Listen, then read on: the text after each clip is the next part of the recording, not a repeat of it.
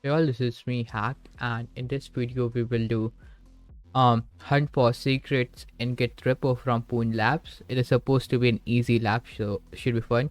Um, but the high level overview will be like we have a GitHub repo from which we have to analyze, and from that GitHub repo we will see some sort of a AWS credential, and from AWS credential we have to explore using AWS CLI, and after that we need to get for the flag, right? So let's copy this GitHub URL and enter it over here. Okay, so this kind of looks a lot. But the thing which seems very interesting to me is like backend. Uh, and what like we have like status.php.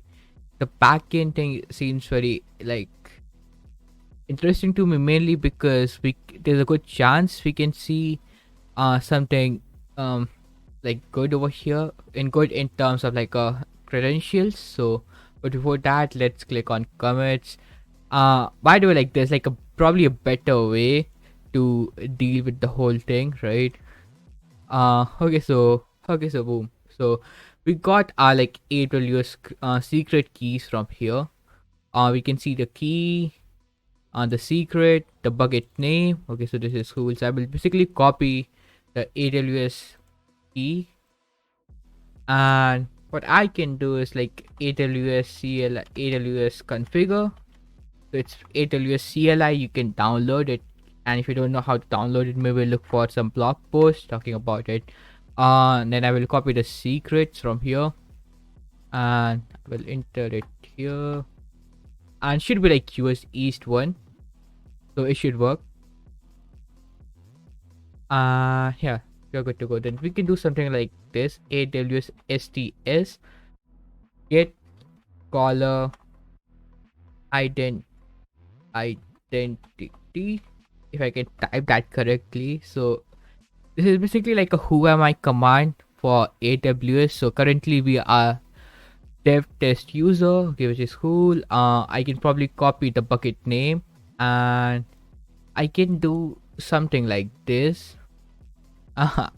It's like I'm having some troubles finding my own terminal. Anyways, so I can do like AWS S3 ls S3 the name of the bucket. We should hopefully see something cool, fingers crossed. Okay, so we can see flag.txt, we can try downloading it. We see transact.log and webtransaction.csv. Okay, so I can cd into temp directory. And here like I can do something like flag.txt. I can copy it. Copy cp copy. Okay, so I probably need to specify to where I want to download, which is just directory. I will do word count characters. It should be like 32 characters long because it's an MD5 hash.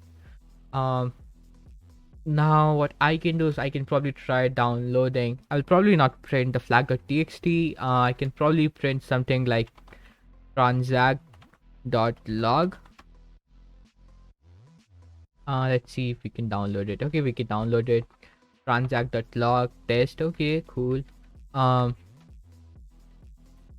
else we can see? Well, transaction .csv. I hope like I spelled that correctly. Average NZ problem. You can't spell spellings properly now. Okay, so this is cool. I can.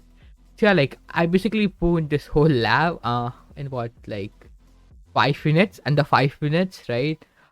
Is cool. So we can see the flag.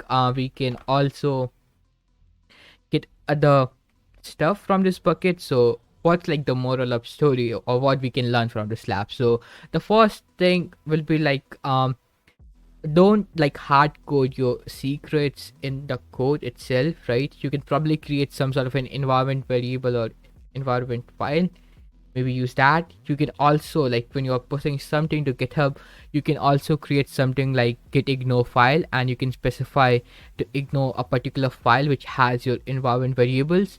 The other thing is that when you make an oopsie like this one, where your like AWS credential was in code, it's better to regenerate it again. And if possible, maybe create a policy with which like the session with which the token or the secret key expires after X amount of time. I'm not sure like if it's possible with AWS, but I think it's possible with GCP. uh, but yeah, like those four things which you could have learned. uh I hope you liked it. Have a great day. Bye.